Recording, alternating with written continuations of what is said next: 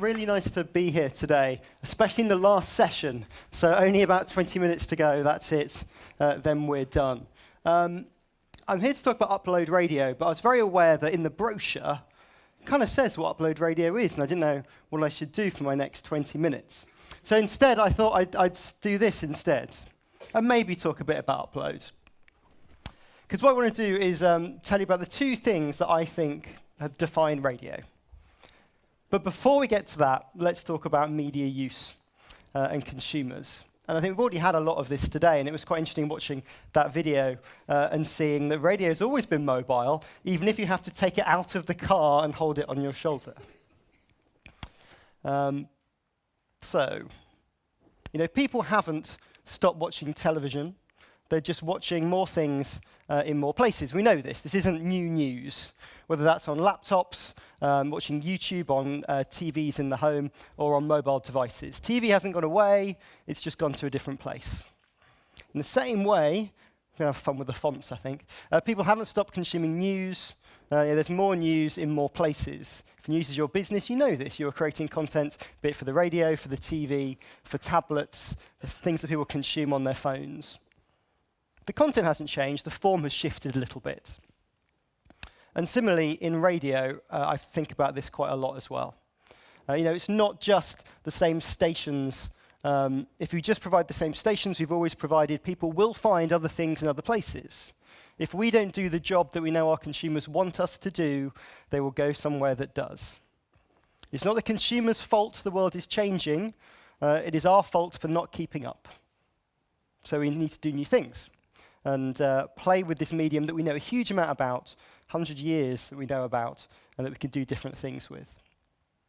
And particularly when I think about radio, I think about devices, and radio has been so successful because the devices are easy to use and provide real value.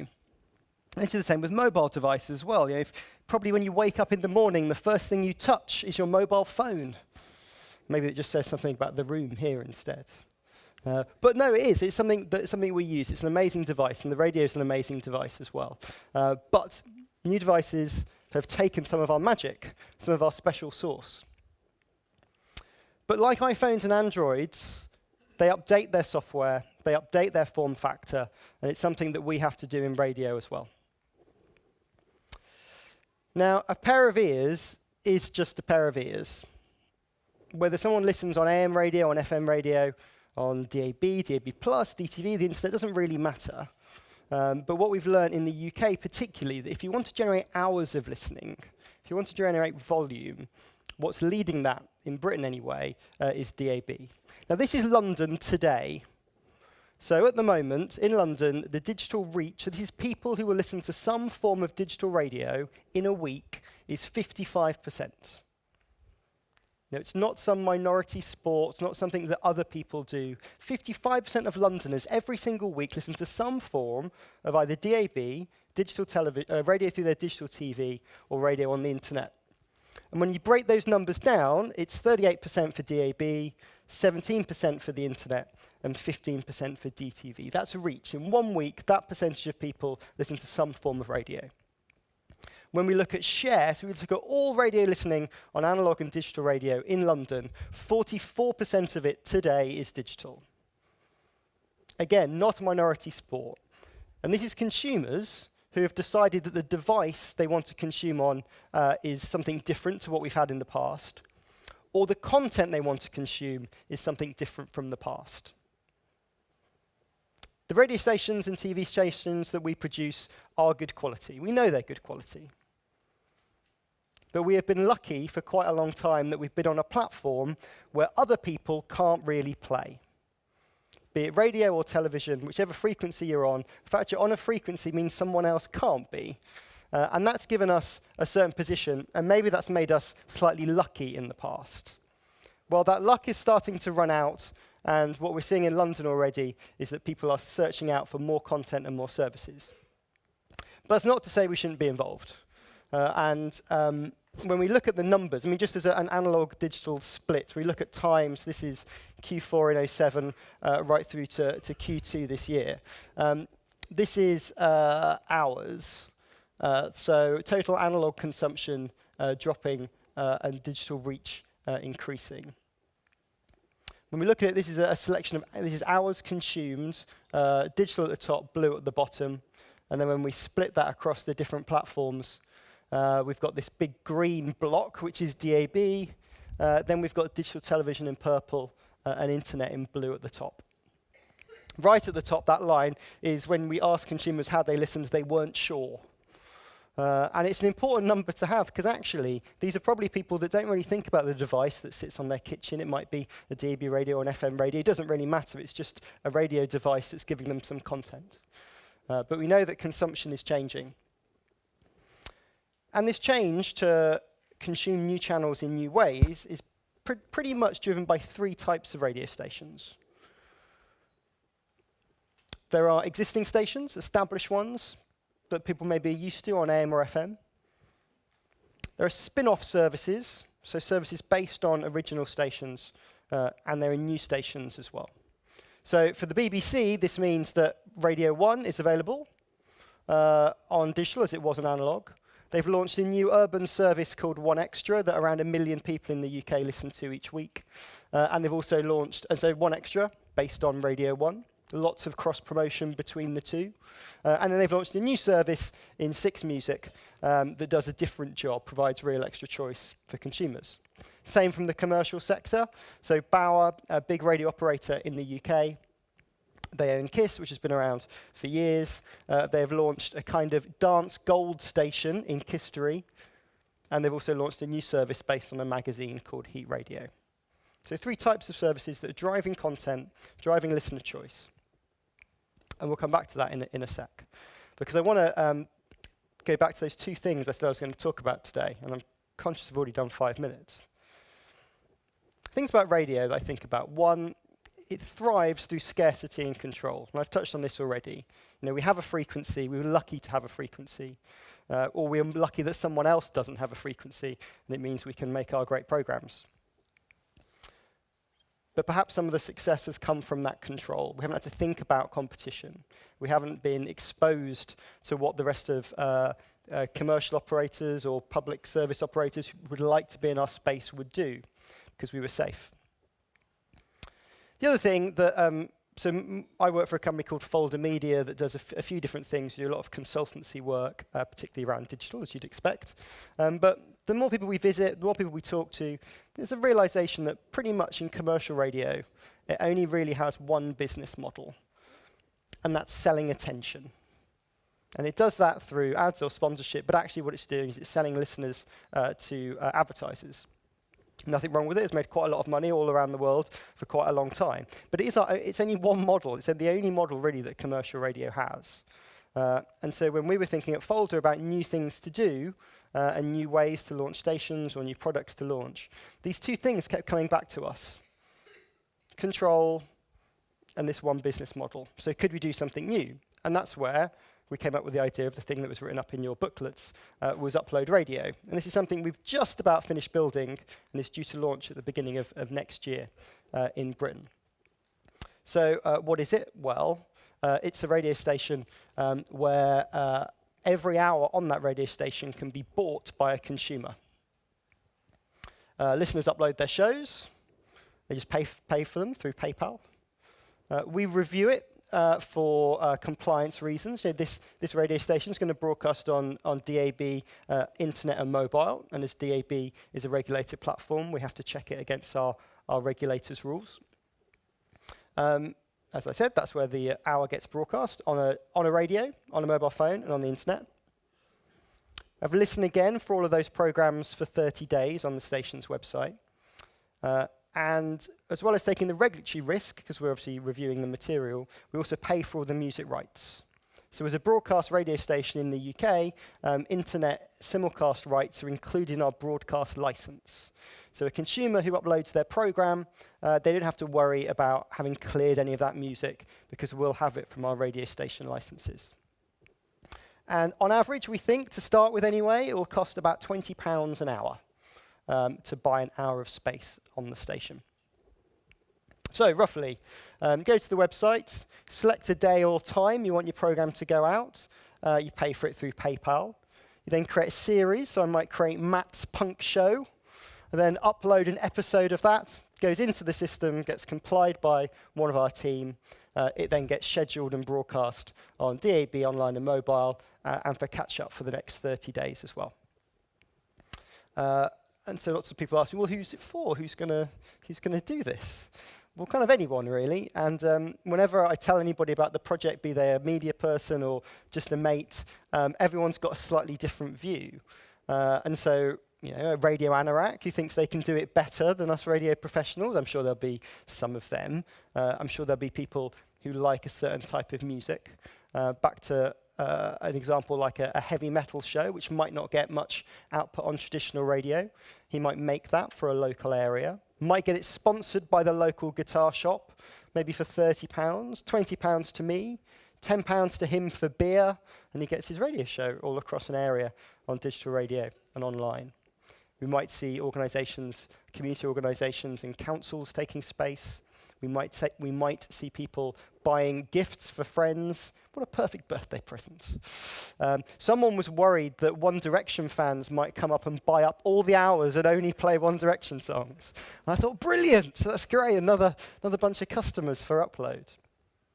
And actually, if we get to the point, if we're very lucky, that the station gets filled with providers, with people like those One Direction fans, there's obviously no reason why we can't just spin up a second version of the channel.